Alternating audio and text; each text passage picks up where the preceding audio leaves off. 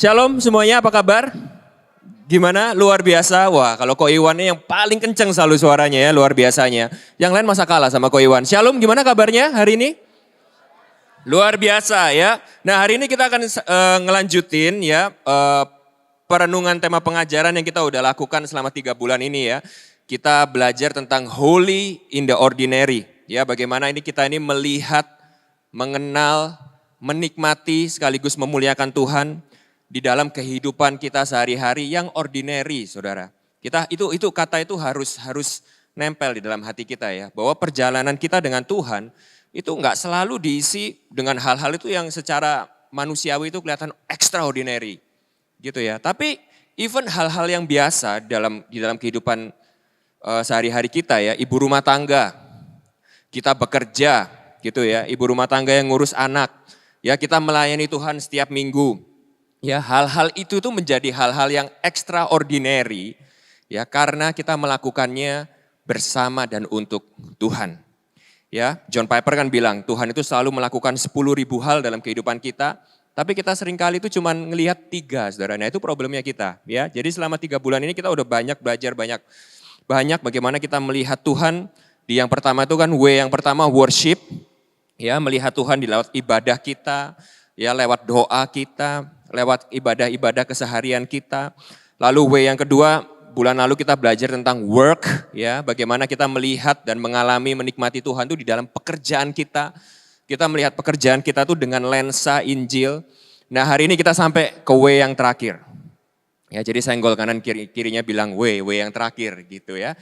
Yang terakhir, akhirnya. Yang terakhir, kita akan merenungkan bagaimana kita melihat wealth kita, harta kita melalui lensa Injil. Ya, wealth ini enggak cuma bicara tentang uang. Sekali lagi senggol kanan kiri bilang, jangan mikir uang mulu bro, gitu ya.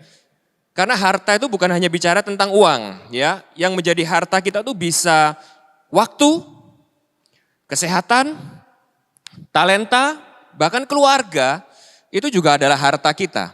Ya. Nah, selama sebulan ini kita nanti akan ngelihat bagaimana kita mengelola uang kita, bagaimana kita akan mengelola waktu kita, bagaimana kita akan mengelola talenta kita ya untuk kemuliaan Tuhan dengan lensa Injil. Nah, minggu ini saya akan mulai wealth yang pertama, itu memang saya akan berbicara dalam konteks uang. Karena ini yang paling umum, ya. Tapi sekali lagi, pada waktu saudara merenungkan kebenaran firman hari ini, saudara akan juga bisa aplikasikan ini bukan hanya uang saja ya. Tapi saudara akan bisa pikirkan ini dalam konteks hal-hal yang penting sebenarnya, yang saudara itu anggap harta di dalam kehidupan saudara. Oke, nah kita akan melihat tentang satu isu yang sebenarnya itu menjadi musuh utama kita dalam kita ini menggunakan harta kita ini untuk menikmati Tuhan, melayani Tuhan dan memuliakan Tuhan. Isu ini adalah sesuatu yang kita sebut dengan nama greed, ketamakan, keserakahan. Nah, sebelum saudara berdiri dan pulang karena saudara merasa, aku bukan orang yang tamak, aku bukan orang yang serakah. Tadinya ini judulnya mau saya bikin gospel and greed gitu ya saudara ya. Tapi kayaknya kok terlalu mengintimidasi sekali gitu ya. Jadi saya kasih judul gospel and wealth gitu ya. Nah, sebelum saudara merasa kayak, aku ini bukan orang yang tamak. Saudara mesti tahu ya bahwa ketamakan ini adalah sebuah isu hati yang secara khusus ya. Nanti kita akan sama-sama belajar itu ya. Yang Tuhan Yesus itu memerintahkan kepada kita untuk pay extra attention, berwaspada lebih, berhati-hati lebih dengan isu yang satu ini. Bu Charlotte mungkin setuju dengan saya ya, tapi selama pengalaman penggembalaan saya ya, ini adalah sebuah isu yang paling jarang disadari dan diakui oleh seseorang. Saya sering dengar orang bilang gini, Ko Anthony, Pastor Anthony, iya aku ini sadar aku ini masih sombong. Atau bahkan ada yang bilang, aku ini orangnya masih dikuasai hawa nafsu loh. Aku ini masih suka tergoda sama hal-hal yang hawa nafsu gitu ya. Aku ini masih duniawi gitu ya. Tapi saya tuh hampir gak pernah saudara dengar orang itu bilang sama saya, iya aku ini serakah. Aku ini geragas, aku ini tamak. Jarang saudara, saya jujur bilang hampir gak pernah gitu ya. Jadi isu satu ini kita harus pay extra attention. Ya, karena isu ketamakan ini adalah sebuah isu yang insidious. Saudara tahu kata insidious? Kalau suka nonton filmnya, itu film horor, Pastor, bukan ya. Kata insidious itu artinya ini tuh sesuatu tuh yang bisa dengan cerdik gitu ya, dengan licik itu kayak diam-diam itu masuk ke dalam hati kita dan kita nggak menyadarinya. Oke? Nah hari ini kita akan merenungkan ini ya, tentang ketamakan. Oke, kita sama-sama baca Matius 6 ayat 19 sampai 24.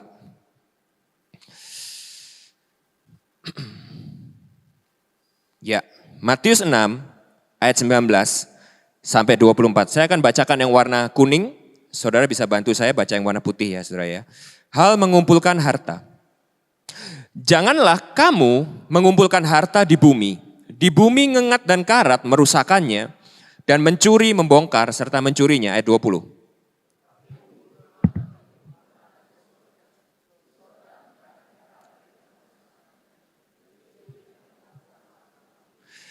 Karena di mana hartamu berada, di situ juga hatimu berada. Saudara garis bawah itu. Kalau saudara baca Alkitab fisik, saudara stabilo itu ayat 21. Ayat 22.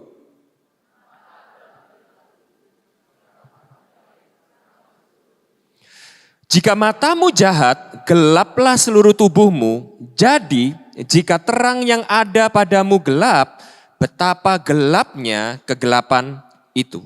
Ayat 24.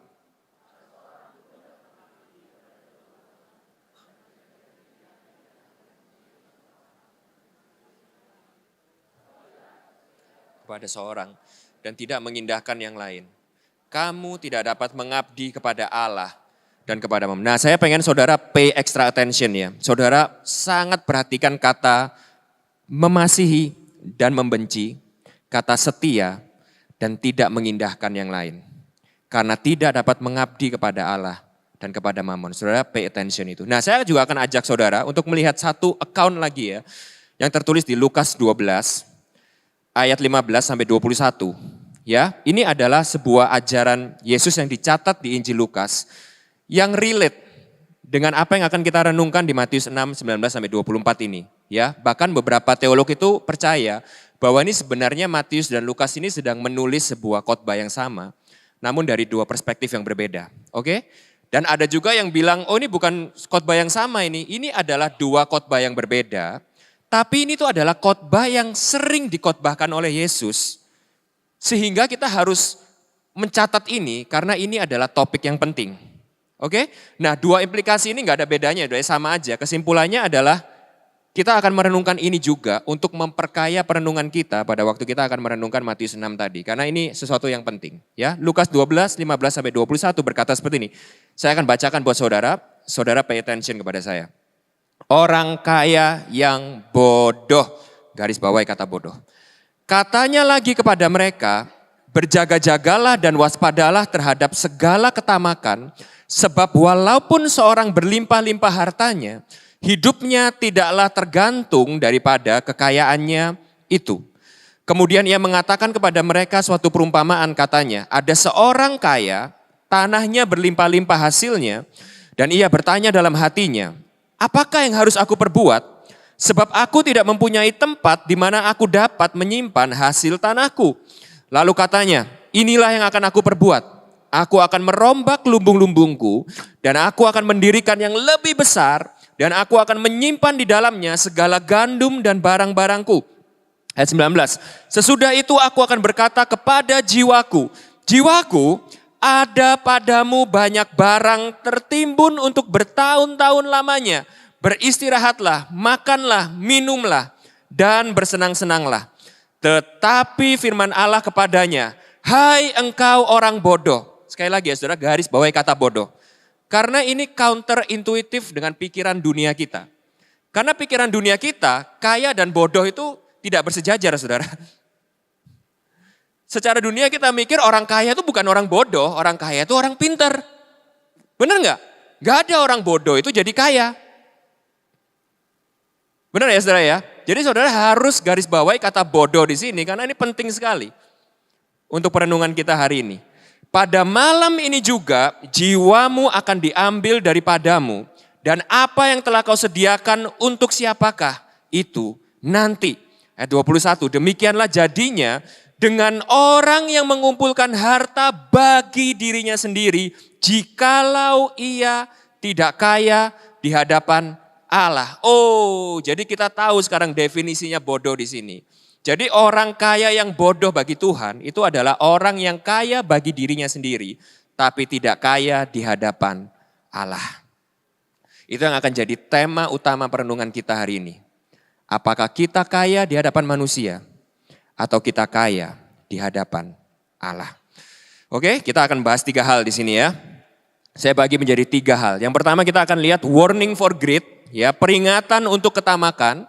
Lalu yang kedua kita akan melihat diperbudak oleh ketamakan, ya, bagaimana caranya kita ini bisa diperbudak oleh ketamakan itu, enslaved by greed.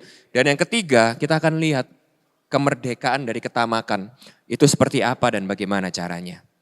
Oke, yang pertama ya, kita mulai dengan the warning for greed dulu. Tapi sebelumnya saudara, kita lihat background konteksnya dulu ya. Nah, Matius 6 ini merupakan ayat yang kita baca tadi ya, itu merupakan satu bagian dari sebuah khotbah serinya Tuhan Yesus ya, yang kalau saya bisa bilang itu mungkin bukan hanya yang salah satu yang paling terkenal, tapi salah satu yang paling penting yang kita kenal dengan nama khotbah di bukit ya, Sermon on the Mount.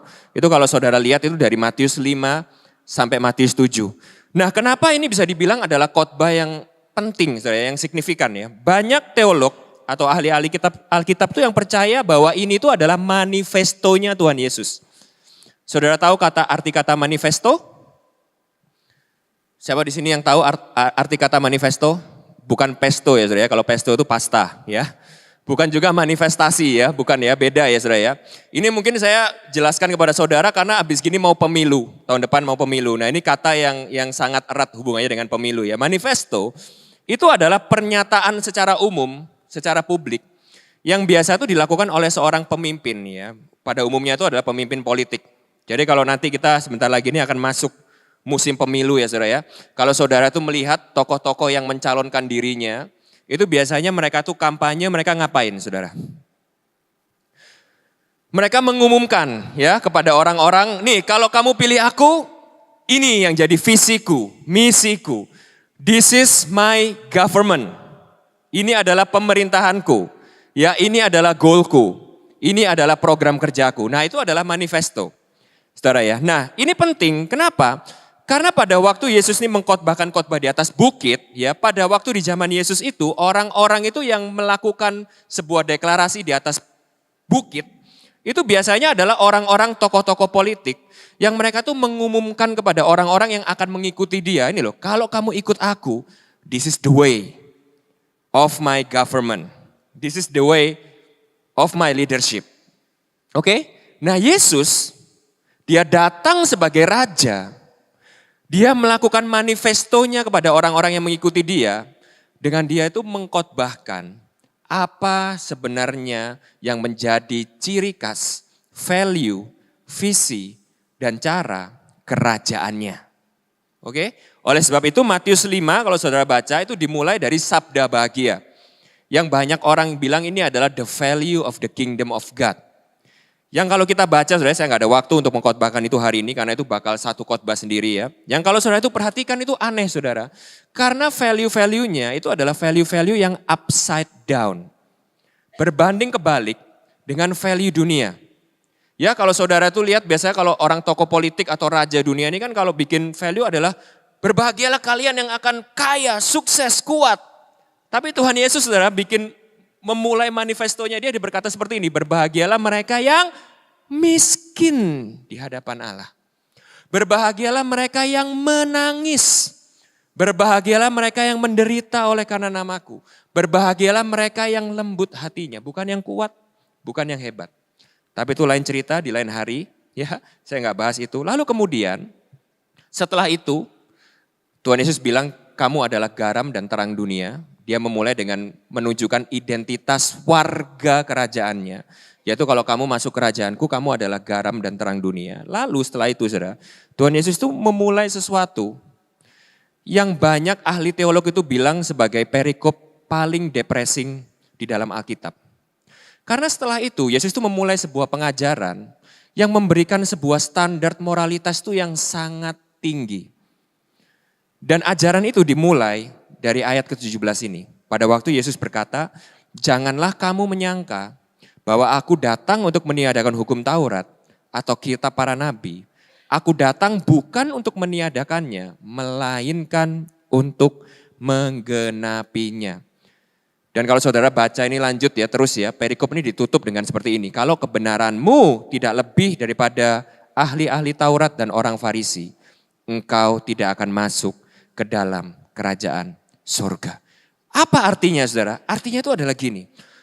Pada waktu Yesus itu memulai kalimat ini, Yesus itu pengen memperingatkan orang-orang yang hadir pada waktu itu, yang merasa, seperti tadi katekismus sudah dibahas oleh Albert ya, seperti orang yang merasa datang kepada Tuhan Yesus itu merasa bahwa aku sudah menaati semua hukum itu. Lalu pada waktu Tuhan Yesus itu bilang, oh kalau kamu nggak lebih dari ahli Taurat dan pemuka agama kebenaranmu, maksudnya apa? Orang Farisi dan ahli Taurat pada waktu itu ya saudara, mereka tuh merasa mereka tuh sudah taat hukum Yesus. Hukum Musa, hukum Taurat. Tapi masalahnya di sini. Yesus menegaskan kepada mereka seperti ini, oh kamu gagal tafsir. Kamu gagal paham bahwa sebenarnya yang diminta oleh hukum Taurat dan hukum agama itu bukan cuman sekedar ketaatan yang kelihatan di luar. Tapi ketaatan yang tulus, yang sungguh, yang paling penting itu adalah motivasi hatimu pada waktu kamu melakukan ketaatan itu. Jadi setelah itu Yesus itu memulai ajarannya dengan berkata seperti ini, kamu kira kamu sudah tidak membunuh? Oh jangan lupa, perintahnya itu bukan sekedar jangan membunuh. Tapi kalau kamu sudah menyakiti, kamu sudah membenci saudaramu, maka sebenarnya kamu sudah melanggar perintah itu. Kamu kira jangan mencuri? Oh jangan salah, bukan cuma sekedar mencuri, tapi kalau kamu sudah mengingini yang jadi milik saudaramu, itu kamu itu sama, kamu juga sudah berbuat kejahatan di hadapan Allah. Kamu kira jangan bersaksi dusta? Oh jangan cuma sekedar sumpah ini sumpah itu. Udah kamu konsisten aja integritas. Iya, tidak. Kalau kamu gagal melakukan itu, sumpahmu lebih baik kamu tidak usah bersumpah. Tidak ada artinya. Ya, lalu terus menerus sampai akhirnya yang kita udah pelajari di bulan lalu saudara ya. Hal berdoa, Yesus mengajar tentang berdoa. Yesus mengajar tentang berpuasa. Yesus mengajar tentang memberi sedekah. Tapi ini yang penting saudara ya. Masalah itu bukan cuma sekedar kamu berdoanya, kamu berpuasanya, kamu memberi sedekahnya. Tapi kamu tuh berdoa untuk apa? Pada waktu kamu berdoa, hatimu tuh seperti apa? Hati yang egois, hati yang munafik, hati yang menginginkan cuma keinginanmu sendiri. Oke? Engkau memberi itu untuk apa? Engkau memberi benar-benar karena engkau mengasihi orang atau karena engkau pengen dipuji orang, dilihat orang. Ya, nah lalu lanjut. Ini adalah sambungannya, saudara. Matius 6 ini adalah sambungannya itu. Yaitu hal mengumpulkan harta. Nah kenapa saya tuh memulai backgroundnya supaya saudara ngerti ya. Gini saudara ya. Karena bekerja dan mengumpulkan harta itu bukan hal yang jelek sebenarnya. Oke? Kita harus paham di sini dulu ya. Karena ada teologi satunya yang ekstrim. Gak boleh kaya. Gak boleh mengumpulkan harta. Itu salah. Kenapa? Karena pada waktu mengajar ini jelas. Yesus menyandingkan bekerja dan mengumpulkan harta itu sama seperti beribadah. Sama. Hal berdoa, hal memberi sedekah, hal berpuasa, hal mengumpulkan harta. Jadi bekerja dan mengumpulkan harta itu bukan sesuatu yang salah saudara ya. Yang salah itu adalah pada waktu hati kita sudah mulai melenceng, sudah mulai corrupted, sudah mulai twisted. Pada waktu kita mengumpulkan harta tersebut. Ya, nah jadi hari ini kita akan melihat saudara ya, apa hubungannya hati kita dengan harta kita. Oke? Kita mulai yang pertama. Sampai di sini masih ngikutin saya? Sekali lagi coba senggol kanan kirinya bilang santai bro, jangan tegang gitu dong. Santai. Ini hari Minggu ya, nggak boleh tegang saudara ya. Tegang. Ya ini nanti harta saya mau diapain nih gitu ya. Tenang saudara ya, tenang. Oke, yang pertama the warning for greed. Ya, Lukas 12 ayat 15 tadi berkata seperti ini. Katanya lagi kepada mereka, berjaga-jagalah dan waspadalah terhadap segala ketamakan. Perhatikan kata segala ya. Jadi ketamakan ini bisa mengambil banyak bentuk. Hati-hati. Serakah itu bisa mengambil banyak bentuk. Bahkan kadang itu bisa dalam bentuk-bentuk yang baik. Jadi Tuhan Yesus memulai ini dengan sebuah warning yang jelas. Berjaga-jaga. Waspada, pay extra attention terhadap ketamakan. Nah sekali lagi ya, disclaimer ya, sekali lagi. Alkitab tidak pernah menegatifkan ide untuk kita tuh kaya, bekerja ya saudara ya. Ini adalah salah satu ayat, sorry saya mesti bilang ini ya, yang sering kalau disalahgunakan, itu dipakai menjadi alasan untuk kita itu males. Kalau saya boleh minta maaf sekali lagi nih ya, terutama pada para hamba-hamba Tuhan di tempat ini. Kita sering merasa bahwa mencukupkan diri di dalam Yesus. Cukup, kita tidak perlu excellent, kita tidak perlu sampai kaya. Itu duniawi. Salah ya saudara ya, salah besar. Alkitab tidak pernah menegatifkan untuk kita tuh bekerja sungguh-sungguh. Dan kalau kita bekerja sungguh-sungguh, itu pasti salah satu buahnya. Itu adalah kekayaan. Itu bukan sesuatu yang jelek. Oke? Malah banyak ayat di Alkitab itu yang mendukung ide untuk kita tuh bekerja keras sungguh-sungguh dan kita tuh bisa menggunakan kekayaan kita untuk melayani Tuhan dan memuliakan Tuhan. Oke, jadi ini bukan ayat untuk kemalasan. Ini bukan ayat untuk pembelaan diri ya saudara. Nah, kalau gitu gini, kalau kaya dan mengumpulkan harta saja itu bukan berarti tamak. Kalau gitu apa kata kuncinya yang membuat sesuatu itu menjadi sebuah ketamakan? Itu yang kita perlu pelajari ya. Nah hari ini kita akan lihat tiga hal ini kalau saya bisa bilang adalah keywords yang saudara itu harus perhatikan di dalam hati saudara. Dan ini tuh bisa menjadi sebuah alarm yang berbunyi di dalam hati saudara untuk saudara itu mulai menyadari kalau ada ketamakan di dalam hati saudara. Dan ini saya berkata gini, ini termasuk di dalam hati saya sendiri. Oke, 3 hal ini. Yang pertama, perhatikan kata ini saudara ya. Nah, di ayat 19, ini personal opinion ya. Kalau saya pribadi, saya tuh jujur kurang terlalu suka dengan terjemahan baru Alkitab, TB. Ya, karena menurut saya TB ini agak kurang akurat ya. Sering banyak kata-kata itu yang kalau nggak muncul, agak sedikit ditambahin, jadi agak miss ya. Sehingga nggak jelas. Nah ini saya kasih sebuah contoh ya, bagaimana terjemahan lama itu justru bisa mencantumkan kata ini yang miss. Saudara nggak lihat kata ini di terjemahan baru. Yaitu kata ini saudara. Janganlah kamu menghimpunkan harta benda bagi dirimu. Bahasa Inggrisnya itu do not lay up for yourself. Jadi yang pertama, tanda ketamakan itu adalah egois. Selfish. Pada waktu engkau menghimpun harta bagi dirimu tok di atas bumi, yaitu tempat ngengat dan karat yang membinasakan dan pencuri memecah rumah dan mencurinya. Ya, nah ini inline saudara ya, inline dengan kalau kita lihat di Lukas 12 tadi ayat 17 sampai 19. Perhatikan orang ini itu bertanya dalam hatinya seperti ini, apa yang aku harus perbuat ya?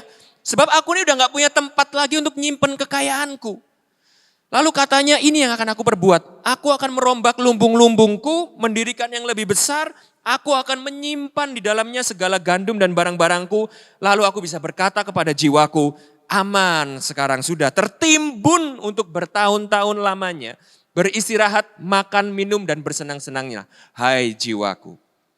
Inline ya saudara ya. Jadi yang pertama bahaya ketamakan, saudara tahu kalau saudara itu udah mulai tamak pada waktu saudara itu orientasi kekayaan saudara, orientasi harta saudara. Ini bisa uang, bisa talenta, waktu, itu semua saudara itu fokuskan, pakaikan untuk diri saudara sendiri. Jadi ini yang pertama yang kita mesti tahu ya, bahwa harta itu bukan untuk ditimbun, tetapi dibagikan. Harta itu bukan untuk dinikmati sendiri, tetapi dinikmati bersama. Jadi pertanyaan pertama yang kita mesti tanyakan kepada diri kita adalah gini, pada waktu Tuhan memberkati kita lebih, kemana larinya uang itu pertama kali saudara? Ayo, tes hatinya masing-masing ya. Barang siapa di sini yang baru aja ini dikasih promosi kerjaan, orderannya naik, income-nya nambah. Tuhan menjawab doa saudara, dikasih terobosan. Penambahan itu yang pertama kali terjadi, itu adalah saudara pakai untuk membangun lumbung yang lebih besar, atau saudara membagikannya kepada saudara-saudara, kepada sesama, kepada orang yang membutuhkan untuk pekerjaan keluarga Allah. Nah ini adalah sesuatu yang secara berulang-ulang Alkitab tuh ajarkan, khususnya di perjanjian baru ya. Nanti saudara pulang, saudara lihat itu. Di Kisah Para Rasul 4, ya saya lupa kalau nggak salah ayatnya 30-an gitu ya, 32 sampai 37 ya. Bagaimana jemaat mula-mula itu ya, mereka tuh membagi-bagikan apa yang mereka punya. Kalau ada yang perlu tuh bahkan sampai menjual. Sekali lagi loh ya, jangan ekstrim juga. Nggak semua sampai rumah, mobil dijual, lalu istri dan anak-anak saudara bilang, "Pak, kita tinggal di mana, makan apa?" Bukan itu juga saudara. Ya, itu hati-hati. Itu ketidakdewasaan dalam saudara mengolah passion saudara ya. Tapi intinya esensinya itu adalah gini. Kalau saudara itu merasa saudara itu diberkati, maka ingat berkat itu Tuhan berikan kepada saudara sebagai saluran, bukan ember saudara. Senggol kanan kirinya bilang, kamu tuh pipa, bukan ember. Sekali lagi, senggol yang agak keras. Kamu tuh pipa, bukan ember. Mau jadi pipa atau ember saudara? Kita diberkati bukan untuk bangun lumbung lebih besar. Kita diberkati untuk menyalurkan berkat-berkat itu. Amin saudara. Nah yang kedua, tanda yang kedua, alarm yang kedua itu adalah gini saudara. Tamak itu pada waktu hati saudara terikat dengan kekayaan saudara. Ayat 21 berkata seperti ini, karena di mana hartamu berada, di situ juga hatimu berada. Makanya saudara ya, Martin Luther itu berkata seperti ini. Show me where a man spends his time and money and I'll show you his God. Tunjukkan kepadaku di mana seorang itu menghabiskan uang dan waktunya dan aku akan menunjukkan siapa Tuhan dari orang itu. Jadi kalau saudara mau tahu ya, orang ini tuh benar-benar menyembah Tuhan apa enggak dan Tuhannya dia itu siapa? Gampang saudara. Saudara lihat rekening banknya, rekening korannya. Saudara cek invoice di dompetnya dia. Saudara lihat dia itu paling sering spend waktu di mana, ngejar apa, pakai uangnya, hartanya itu di mana. Udah, saudara mau bilang Tuhanku, Tuhan Yesus. Di mana hartamu berada, di situ hatimu berada. Perhatikan ya, tamak itu adalah saat hati kita terikat dengan harta kita. Perhatikan baik-baik. Mempunyai harta, memiliki harta, dan dimiliki harta itu beda saudara. Saudara bisa tahu bedanya? You own your money atau you are owned by your money are two different things. Saudara bisa ngerti ya? Saudara memiliki harta atau saudara itu dimiliki harta saudara. Saudara itu menggunakan harta saudara atau saudara itu diperbudak oleh harta saudara. Itu adalah dua hal yang sangat berbeda. Saudara menikmati harta saudara, menggunakan harta saudara untuk hal-hal yang baik. Sama saudara itu dimiliki, diikat oleh harta saudara. Itu adalah dua hal yang berbeda. Nah, kenapa Alkitab itu menjelaskan kepada kita, kenapa kita tuh seringkali tanpa sadar, harta itu menjadi sesuatu yang bukan cuma sekedar kita nikmati, bukan cuma menjadi sekedar sesuatu itu yang kita miliki dan kita pakai, tapi itu benar-benar bisa menjadi sesuatu yang mengikat hati kita. Kenapa? Lukas 12 ayat 15 itu berkata, karena ini saudara perhatikan baik-baik. Karena kita berpikir hidup kita bergantung pada harta kita itu. So, kenapa hati kita attach kepada harta kita? Kenapa kita bisa diperbudak oleh uang? Kenapa kita menjadi hamba uang? Kenapa kita menjadi seorang yang workaholic? Kenapa kita menjadi orang yang begitu posesif dengan kesuksesan, kekayaan lain ya saudara ya? Antara menghargai kekayaan dan saudara itu obses dengan kekayaan itu lain saudara ya. Itu karena kita berpikir bahwa kehidupan kita bergantung kepadanya. Kita menjadikan harta kita sebagai sumber rasa aman, rasa senang, rasa bahagia, rasa puas di dalam hidup kita. Kita merasa bahwa kekayaan kita lah yang memberikan kepada kita jaminan akan hari esok. Sehingga saudara jangan kaget. Kalau yang paling sering terjadi, bahkan Tuhan Yesus pun gak pernah membandingkan dirinya ya. Yang secara eksplisit itu dengan yang lain selain dengan pada uang. Kenapa kita ini tanpa sadar kita tuh bisa menggantikan posisi Tuhan itu dengan uang? Karena kita seringkali berpikir bahwa uang inilah yang bisa memelihara hidup kita, menjamin hidup kita, memberikan kita makna dan kebahagiaan. Nah Tuhan Yesus tapi di perikop yang sama, Tuhan Yesus juga memberikan kepada kita obatnya, antidotnya. Untuk kita itu tidak terikat dengan uang, yaitu apa? Di ayat 20 dia mengingatkan kepada kita bahwa kamu ingat, hidupmu tuh gak bergantung kepada kekayaanmu. Kalau kamu pikir kamu bisa menimbun kekayaanmu dan kamu aman, ingat. Kalau malam ini juga aku berkata, aku ambil jiwamu daripadamu. Selesai.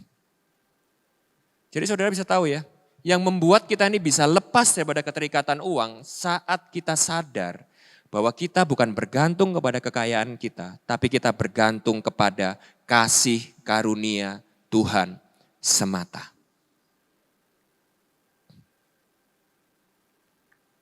Lalu yang ketiga, nah ini yang paling berat saudara. Ini yang paling berat. Kali ini jangan senggol kanan kirinya, kali ini tepuk-tepuk dadanya sendiri.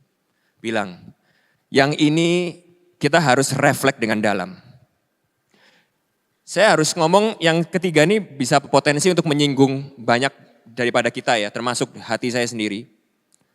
Tapi memang goal saya adalah untuk menyinggung hati saudara pada pagi hari ini. Karena yang ini tuh harus kita reflektifkan sampai ini menjadi sesuatu yang ofensif untuk hati kita. Tapi ini bagus untuk hati kita. Sekali lagi bilang gitu, ini bakal baik untuk hati kita. Refleks ya saudara, perhatikan baik-baik, ini yang paling bahaya. Yang ketiga, Tuhan Yesus itu mulai memberikan sebuah warning yang serius. Dia berkata seperti ini. Ini yang paling bahaya. Karena kalau ketamakan itu adalah gini. Pada waktu uang, harta, kekayaan itu sudah membutakan matamu. Ayat 22 sampai 23 berkata seperti ini. Mata adalah pelita tubuh. Jika matamu baik, teranglah seluruh tubuhmu. Namun jika matamu jahat, gelaplah seluruh tubuhmu. Jadi jika terang yang ada padamu gelap, betapa gelapnya kegelapan itu. Kenapa dia ngomong, Tuhan Yesus ini ngomong mata gelap ini dalam khusus kaitannya dengan uang saudara ya. Karena uang itu punya power, punya kuasa untuk menggelapkan mata kita. Saudara tahu apa yang terjadi pada waktu mata kita gelap? Kita jadi gak bisa lagi membedakan mana yang baik dan mana yang buruk. Mana yang benar, mana yang salah. Mana yang rohani, mana yang duniawi. Mana yang fana, mana yang kekal. Mana yang menjadi kehendak Allah dan mana yang menjadi kehendak Mamon, itu kita udah tidak bisa membedakan lagi. Karena uang sudah menggelapkan mata kita. Nah apa yang terjadi? Pada waktu uang sudah membutakan mata kita, itu saat semua yang kita lihat, semua yang kita imajinasikan, semua yang kita upayakan, semua yang kita anggap benar, semua kita korbankan demi, semua kita ukur dengan ujung-ujungnya uang. Dan saudara perhatikan baik-baik ya, saya pengen saudara itu mengimajinasikan ini saudara. Karena Tuhan Yesus itu memberikan perumpamaan ini gini, dia membandingkan gini, coba bandingkan mana yang lebih parah. Seseorang yang matanya itu baik di dalam ruangan yang gelap, atau seseorang matanya gelap di tengah-tengah situasi yang terang, mana yang lebih bahaya saudara? Bisa nangkap maksud saya ya? Saudara kalau saudara matanya baik ya, lalu tiba-tiba saudara di rumah itu mati lampu, apa yang saudara lakukan? Saudara gini kan, kalau saudara seperti saya ya, saudara akan gini. Lama-lama mulai kelihatan saudara ya. Lama-lama saudara mulai bisa kelihatan, oh oke, mataku masih oke. Lama-lama meskipun pertamanya gelap, lama-lama saudara bisa mulai kelihatan. Oh ini aku gak boleh kesini nih. Aku kalau kesini aku nabrak meja. Aku kalau kesini aku nabrak kulkas. Aku masih bisa lihat jalan. Oh ke situ itu kamarku. Ke situ itu pintu rumah. Oke? Saudara bisa bayangin kalau orang itu matanya yang gelap. Bukan ruangannya loh yang gelap. Ini matanya yang gelap. Itu di tengah-tengah keadaan yang terang sekalipun, dia tidak bisa melihat sekitarnya. Saudara tahu orang yang sudah digelapkan oleh uang? Saya banyak sekali menerima kasus seperti ini ya. Papa mamanya bukan papa mamanya, istri dan anak-anaknya itu bilang, "Pa, cukup. Kamu tuh udah punya semuanya. Kamu sudah bisa menikmati semua yang baik di dalam Tuhan. Kamu sudah kurang apa lagi?" "Enggak bisa. Enggak cukup. Aku harus terus dapat uang lebih banyak." Enggak cukup. Mengorbankan istri dan anak-anaknya demi mengejar uang yang tidak akan pernah habisnya. Padahal orang di sekitarnya lihat orang ini kayak gini, kurang apa ya nih orang ya? Udah bisa menikmati, udah bisa happy, udah bisa seharusnya itu waktu sisa-sisa kehidupan yang dia pakai itu dipakai untuk istri dan anak-anaknya, dipakai untuk ngejar uang terus. Apa yang terjadi saudara? Buta. Saudara juga sering melihat orang seperti ini, gila. Dia kan orang gereja, pelayan Tuhan, kok bisa curang kayak gitu, ngelakuin hal kayak gini, kok bisa? Kok bisa ya? Uang membutakan kita saudara. Kok bisa ya? Hamba Tuhan yang dipakai seperti itu. Ini peringatan buat saya dan semua pemimpin dan kita-kita rekan-rekan yang di sini. Ingat, money has this kind of power untuk membutakan kita. Dan pada waktu kita buta dengan uang, kita nggak bisa lagi membedakan hati nurani kita. Yang baik, yang benar, yang salah, yang keliru, yang hitam, yang putih. Karena semua yang kita lihat adalah uang yang bisa memuaskan kita, memelihara kita, memberikan kepada kita kesenangan, memberikan kepada sukacita. Dan kita perhatikan baik-baik ya. Kalau kita lihat tadi ya, betapa parahnya orang yang matanya gelap di tengah-tengah situasi yang terang. Itu sama seperti Tuhan itu mengidentifikasikan atau menyandingkan itu dengan seperti seorang yang keadaannya itu hatinya sudah keras. Saudara bisa lihat ini ya, kemiripannya ya. Yeremia 17 ayat 9 berkata seperti ini. Betapa liciknya hati. Lebih licik daripada segala sesuatu. Hatinya sudah membatu. Siapakah yang dapat mengetahuinya? Sama ya saudara ya. Jadi jika terang yang ada padamu gelap. Betapa gelapnya kegelapan itu. Kalau hatimu sudah keras karena uang. Sudah membatu, siapa yang dapat menyadarinya? Jadi sekali lagi tepuk-tepuk saudara. Jangan sampai uang membutakan aku. Nah ini bahayanya. Makanya poin yang kedua, kita mesti tahu bahwa ketamakan itu punya kuasa untuk membelenggu dan memperbudak kita.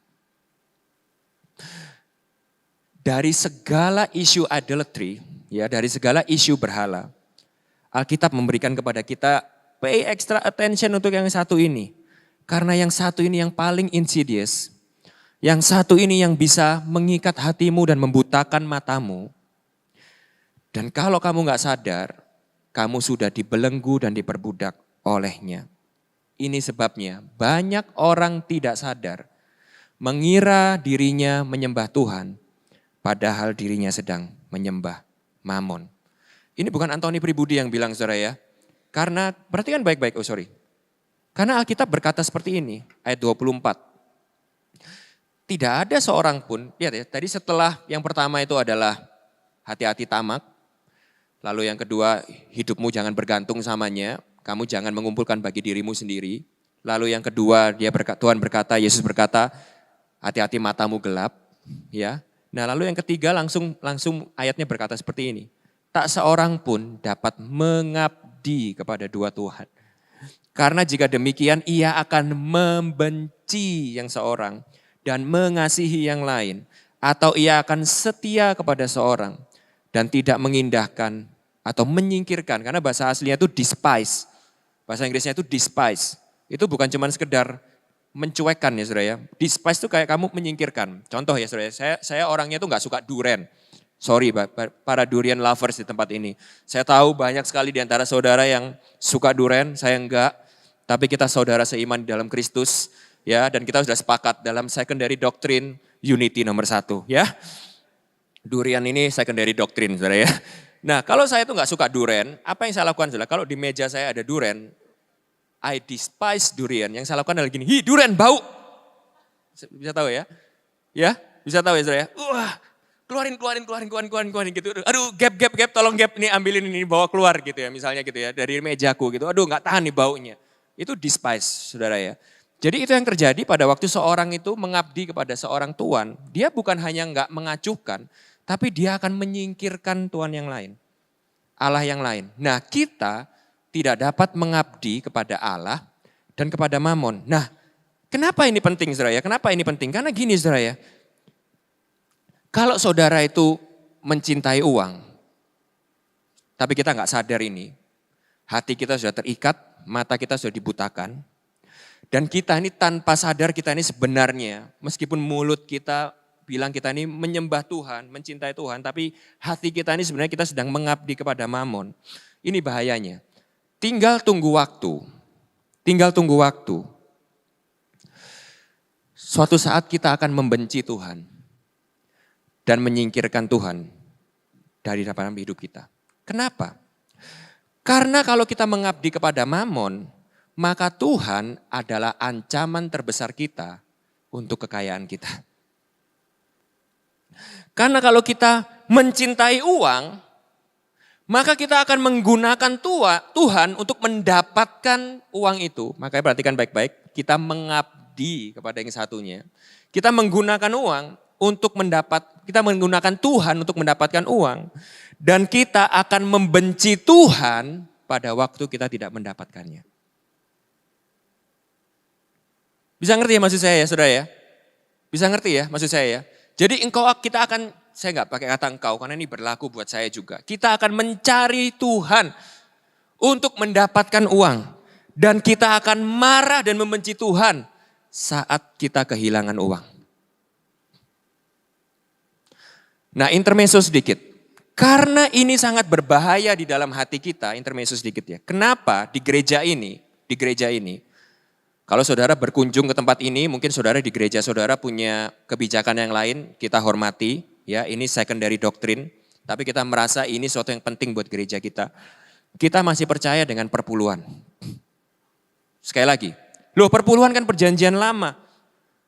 Itu kan hukum Taurat yang bukan moral. Harusnya itu sudah tidak berlaku, yes. Setuju, dalam aspek itu kita setuju. Bahwa perpuluhan itu bukan hukum Taurat yang kita harus taati untuk keselamatan kita. Atau kita memenangkan perkenanan Tuhan, bukan. Secara hukum Taurat itu sudah tidak kita lakukan lagi. Saudara ya. Tapi ingat, perjanjian baru bukan cuma minta 1/10. Perjanjian baru itu minta semuanya, seluruhnya. Nah, karena ketamakan ini adalah sesuatu yang kita ini nggak bisa dengan gampang sadari, kita perlu indikator saudara. Kita perlu latihan. Saudara bisa ngerti maksud saya ya? Bagaimana caranya saya itu bisa tahu bahwa hati saya ini sudah tidak tamak. Gimana caranya saudara? Nggak bisa dengan cara kayak gini, aku merenung ya, aku udah nggak tamak kok. Yakin aku dalam nama Tuhan Yesus, aku ini bukan orang yang tamak. Nggak bisa saudara, ketamakan itu insidious. Jadi perlu ada indikatornya. Indikatornya gimana? Gini saudara, kalau saudara mau tahu hati saudara itu adalah 100% untuk Tuhan, latihanlah dengan rutin ngasih 10%. Kalau 10% aja berat, jujur nih saudara, kita jujur ngobrol hati ke hati ya. Kemungkinan besar kita ini tamak gak sih saudara? Bisa ngerti ya maksud saya ya? Jadi sekali lagi loh ya. Kita nggak melakukan ini dengan sudut pandang legalisme. Ayo di sini jangan ada yang menghakimi. Itu Pak jemaat yang itu nggak perpuluhan itu. Nggak diselamatkan. No. Ingat Galatia bilang apa? Nanti kita akan belajar itu sama-sama ya. Bahwa kita sudah merdeka di dalam Kristus. Tapi kemerdekaan kita itu untuk kita bisa melayani memuliakan Tuhan. Ingat perpuluhan kita tetap lakukan sebagai, catat ini baik-baik ya. Disiplin rohani. Untuk menjaga hati kita dari ketamakan. Kita ngasih persembahan, perpuluhan, yes. Supaya pelayanan ini bisa terus didanai, memberkati banyak orang itu pastilah, itu logis saudara ya. Saya nggak pengen kita debat urusan itu ya. Emangnya para staff full timer pelayanan ini semuanya pakai daun bukan pakai uang. Kan ya enggak, itu kita udah sama-sama tahu gitu ya. Tapi yang paling penting, itu perpuluhan saudara itu bukan buat saya, bukan buat Pak Chandra, bukan buat cuman pastoral di sini, buat kita happy-happy, bukan saudara.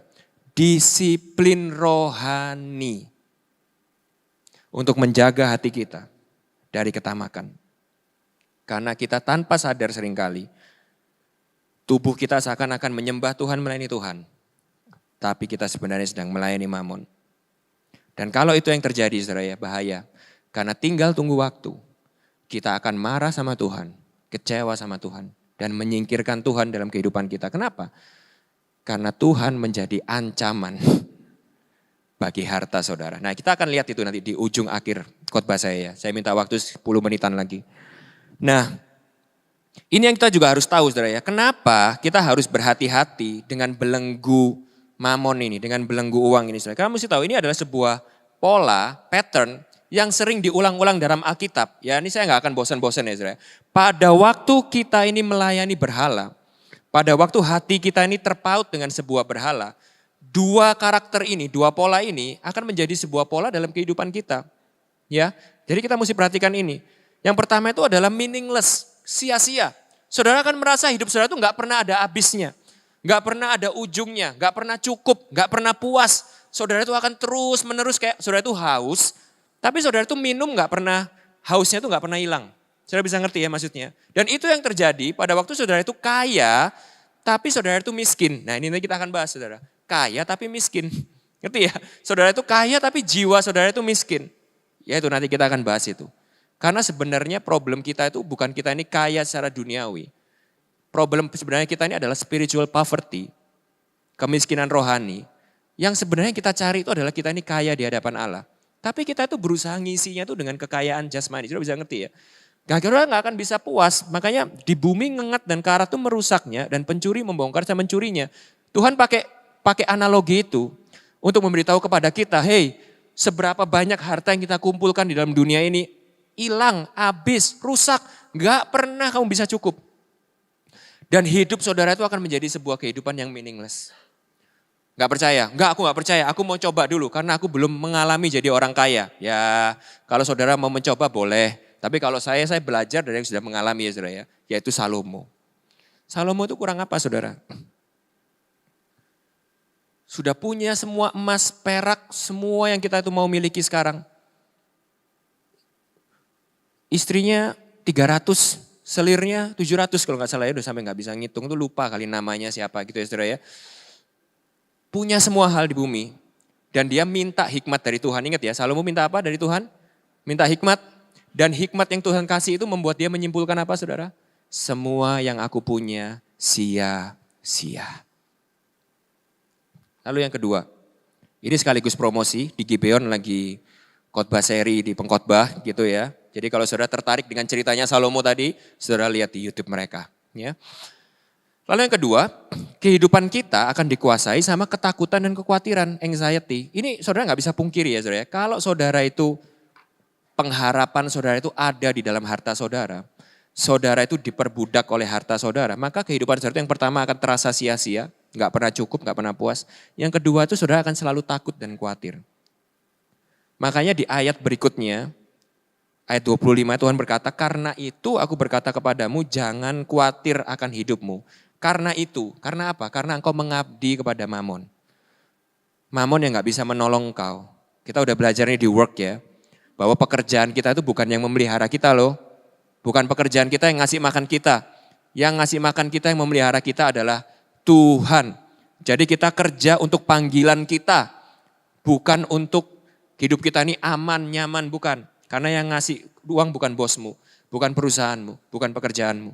Kalau engkau merasa bahwa pekerjaanmu yang ngasih engkau makan, kalau engkau merasa bahwa hartamu yang memelihara engkau akan penuh dengan kekhawatiran dan ketakutan. Kenapa? Karena hartamu ini bisa hilang.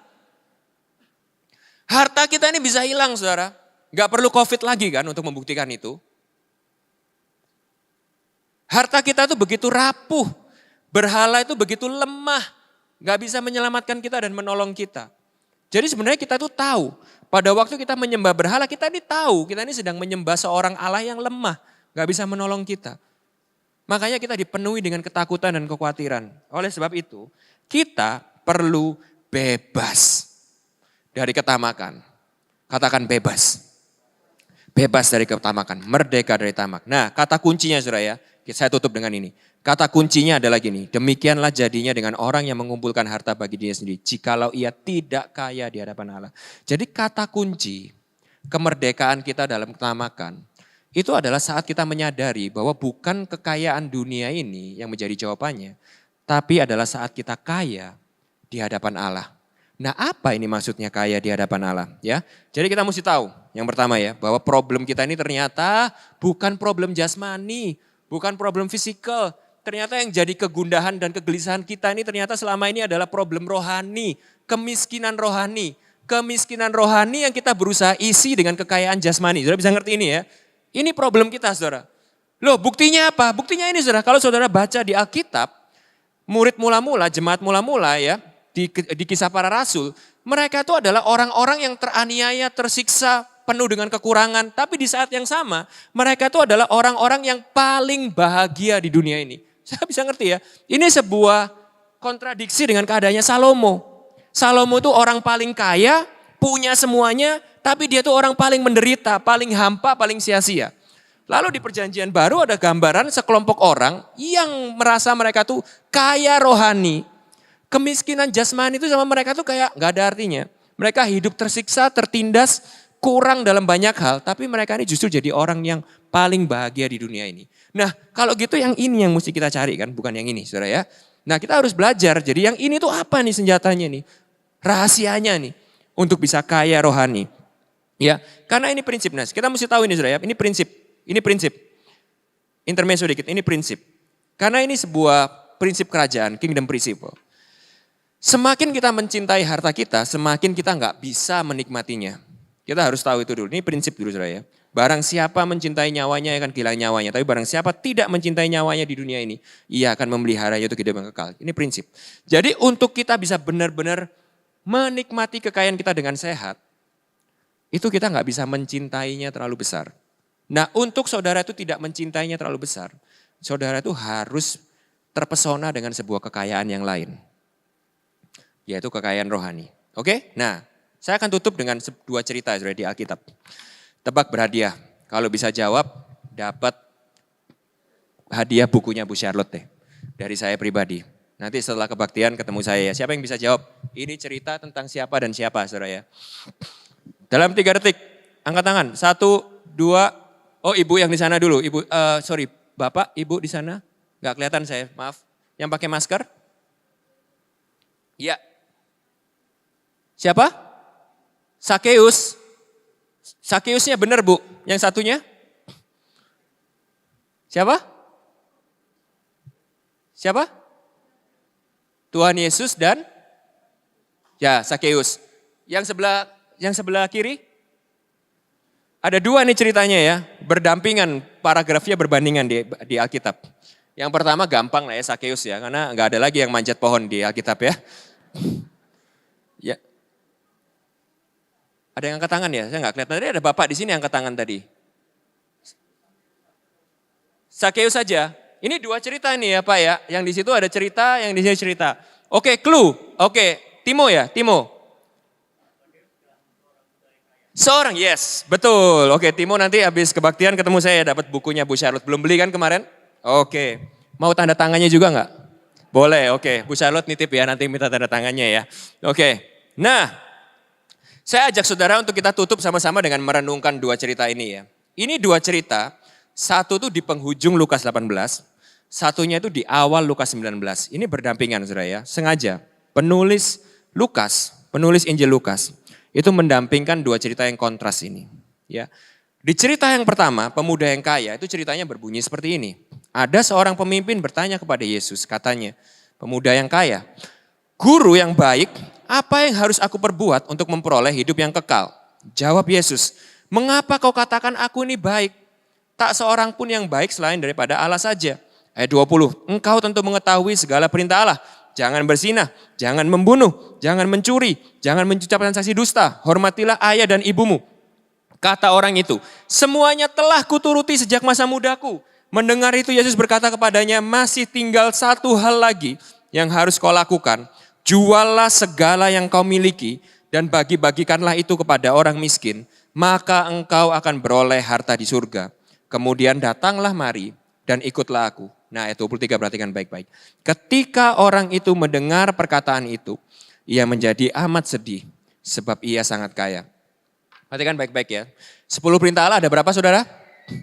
Ada 10. Pada waktu orang ini tanya kepada Yesus, aku mau masuk kerajaan surga itu gimana? Yesus jawab 10? Enggak. Yang dikasih Yesus itu adalah perintah dari perintah ke 5, 6, 7, 8. Oke? Cuman half yang satu aja yang dikasih Tuhan Yesus. Tuhan Yesus enggak nyebutin yang the first half. Kenapa saudara? Karena gini saudara ya. Saudara mesti tahu bahwa saudara itu tidak akan bisa menaati perintah Allah yang separuh ini. Kalau saudara itu enggak menaati yang pertama. Tadi Albert sudah sebutkan ya di katekismusnya. Jadi pada waktu orang ini bilang, aku sudah taat semuanya itu. Kemudian Yesus itu ngasih knockout punch-nya. Knockout punch-nya itu kurang lebih berkata seperti ini. Oke, sekarang aku pengen tahu sih, kamu tuh melakukan semuanya ini untuk siapa? Aku mau tes. Ditanya, oke kalau gitu kurang 1. Dan 1 ini adalah rangkuman dari perintah Allah yang ke-1 dan yang ke-4. Tuhan Yesus bilang seperti ini, kalau gitu jual semua yang kamu punya. Bagi-bagikan kepada orang miskin. Ikut aku. Dan dia apa? Dia menjadi, hore, yes, sekarang aku bisa ikut Yesus. Gitu saudara? Enggak. Dia jadi, harusnya kan senang ya saudara ya. Dia sudah melakukan perintah Allah yang ke-5 sampai yang 10 itu. Dan dia dapat Yesus, harusnya senang enggak? Tapi dia sedih. Nah sekarang saya kasih tahu saudara ya. Sangat mungkin untuk kita ini taat kepada Yesus. Tapi bukan untuk Yesus. Sangat mungkin kita taat kepada Yesus, tapi bukan untuk Yesus. Tapi untuk diri kita sendiri. Sehingga pemuda yang kaya ini lupa. Pada waktu dia berkata seperti itu, aku sedih, aku gak mau melakukan itu semua. Dia lupa. Bahwa ingat loh ya, perintah Allah itu yang utama bukan kita langgar kepada sesama kita. Tapi justru kepada Tuhan yang memberi perintah itu. Pada waktu dia bilang, aku gak mencuri, aku sudah melakukan itu. Kamu sudah mencuri daripada aku. Aku gak berzinah. Pada waktu hartamu lebih penting bagi kamu daripada aku. Kamu sudah berzinah di hadapanku. Aku sudah menghormati ayah dan ibuku. Iya, tapi kamu gak menghormati bapamu yang sejati. Kamu seperti anak bungsu itu, kamu cuma mau menikmati berkat-berkatnya, tapi kamu pergi dari rumah, kamu gak hidup untuk kemuliaan bapamu. Pemuda kaya ini lupa bahwa justru dia sudah mencuri, berzinah, tidak menghormati bapaknya yang sejati. Walaupun di tengah-tengah ketaatannya. Nah apa yang terjadi saudara? Yang pertama perhatikan baik-baik ya. Bagi pemuda kaya ini, Tuhan hanyalah sarana untuk mendapatkan segala kekayaannya. Sehingga pada waktu Tuhan Yesus meminta apa yang menjadi perintah Allah yang pertama dan sampai keempat itu. Dia gak sadar bahwa justru semua perintah itu dia sudah langgar terhadap Tuhan. Dia lupa bahwa yang berdiri di hadapannya itu juga ada seorang pemuda yang kaya juga. Malah jauh lebih kaya daripada dia. Pemuda kaya yang ada di depannya ini justru adalah pemuda kaya yang memiliki segala alam semesta. Yang sudah memberikan yang dia punya untuk dinikmati pemuda ini. Tapi pemuda ini lupa. Dan dia menolak itu, dia gagal untuk melihat value Yesus yang sebenarnya. Karena Yesus menjadi ancaman bagi kekayaannya. Perhatikan baik-baik, Yesus menjadi ancaman bagi kekayaannya. Sehingga dia dengan sedih meninggalkan Yesus. Nah bagaimana dengan satu orang yang lain? Ini sebuah cerita yang disandingkan, Sakeus ini juga seorang yang kaya, perhatikan baik-baik, ditulis jelas. Yesus masuk ke kota Yeriko, berjalan terus melintasi kota itu, di situ ada seorang bernama Sakeus, kepala pemungut cukai dan ia seorang yang kaya sama saudara ya. Tapi bedanya ini, ia berusaha untuk melihat apakah Yesus itu. Tetapi ia tidak berhasil karena orang banyak sebab badannya pendek. Maka berlarilah ia mendahului orang banyak, lalu memanjat pohon ara untuk melihat Yesus yang akan lewat di situ. Ketika Yesus sampai ke tempat itu, ia melihat ke atas dan berkata, Sakeus, segeralah turun, sebab hari ini aku harus menumpang di rumahmu. Perhatikan baik-baik. Kalau yang tadi langsung sedih dan pergi, yang ini perhatikan baik-baik. Lalu Sakeus segera turun dan menerima Yesus dengan sukacita. Ayat 7, tetapi semua orang melihat hal itu bersungut-sungut, katanya ia menumpang di rumah orang berdosa. Garis bawahnya kata berdosa ya. Ayat 8, tetapi Sakeus berdiri dan berkata kepada Tuhan, Tuhan, setengah dari milikku akan kuberikan kepada orang miskin, dan sekiranya ada sesuatu yang kuperas dari seseorang akan kukembalikan 4 kali lipat. Saudara do your math ya, do your own math aja, hitung gitu ya. Kata Yesus kepadanya, hari ini telah terjadi keselamatan kepada rumah ini. Karena orang ini pun anak Abraham. Sebab anak manusia datang untuk mencari dan menyelamatkan yang hilang. Beda dengan seorang pemuda kaya tadi, Sakeus melihat bahwa ternyata kekayaannya ini hanyalah sesuatu yang diberikan secara karunia oleh Tuhan bagi dia. Dan dia tidak mau menjadikan kekayaan ini menjadi sebuah ancaman atau halangan untuk dia mengikut Yesus. Sehingga dia dengan sukarela, dia menyerahkan semua kekayaannya untuk dia mengikut Yesus. Kenapa? Karena dia melihat value Yesus yang sebenarnya. Bahwa yang mengundang dia turun dan berjumpa dengan dia adalah pemuda yang lebih kaya daripada dia. Pemilik seluruh alam semesta. Yang telah menjadi miskin untuk membuat dia kaya. Sehingga Sakeus secara otomatis, kalau yang pemuda kaya tadi kan berusaha menaati hukum Taurat, ternyata malah melanggar semua hukum Taurat. Sakeus secara otomatis memenuhi semua hukum Taurat. Nah, apa yang dilihat Sakeus? Ini saudara ya. Ini juga jawaban kita, saya tutup dengan ini. Bagaimana kita bisa menjadi kaya di hadapan Allah. 2 Korintus 8 ayat 9 berkata seperti ini. Karena kamu telah mengenal kasih karunia Tuhan kita Yesus Kristus. Bahwa ia yang oleh karena kamu. Bilang sama dirimu, karena aku. Karena aku. Jangan senggol istri, jangan senggol suami. Karena aku. Menjadi miskin. Sekalipun ia kaya. Supaya kamu, aku, menjadi kaya. Oleh karena kemiskinannya. Ini yang dilihat Sakeus. Inilah yang dimaksud Yesus dengan harta sesungguhnya di surga itu. Apa sih saudara? Sekarang saya tanya sama saudara, apa sih harta yang paling berharga di surga itu apa sih kira-kira? Yesus itu sendiri. Kekayaan kita ini cuma alat.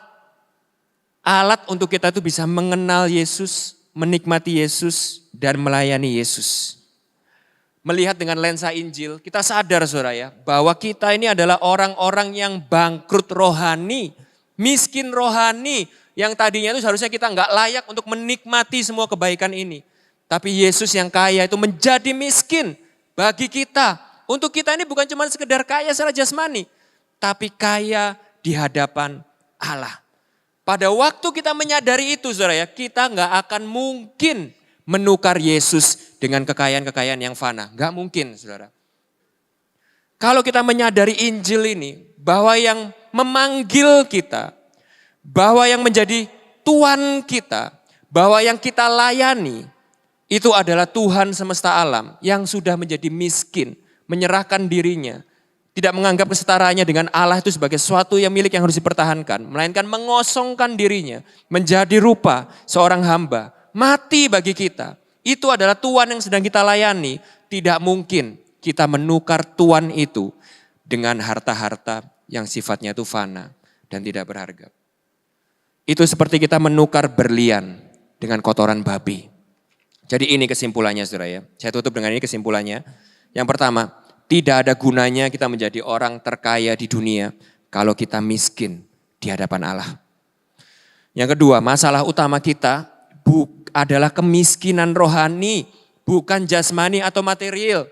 Kita tidak bisa memuaskan kemiskinan rohani ini dengan kekayaan dunia, nggak bisa saudara. Kita mau berusaha kaya seperti apapun tidak akan pernah bisa menyelesaikan dan memuaskan masalah kita.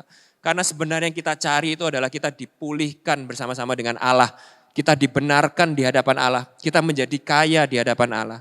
Nah, bagaimana kita bisa kaya rohani di hadapan Allah? Bukan seperti pemuda kaya itu. Yang hanya sekedar berbuat amal sosial agamawi untuk mendapatkan kekayaan itu. Bukan saudara, tapi dengan menyadari kebangkrutan rohani kita. Dan menerima Injil sama seperti Sakeus. Dan Injil itu yang akan merubah hati kita. membuat hati kita bisa menikmati harta kita dengan benar. Yakni sebagai alat, sekedar alat. Bukan Tuhan, bukan Tuhan yang memelihara kita, sekedar alat untuk melayani dan menikmati Tuhan kita yang sebenarnya. Mari kita berdoa. Saya undang pemain musik, kita persiapkan perjamuan kudus.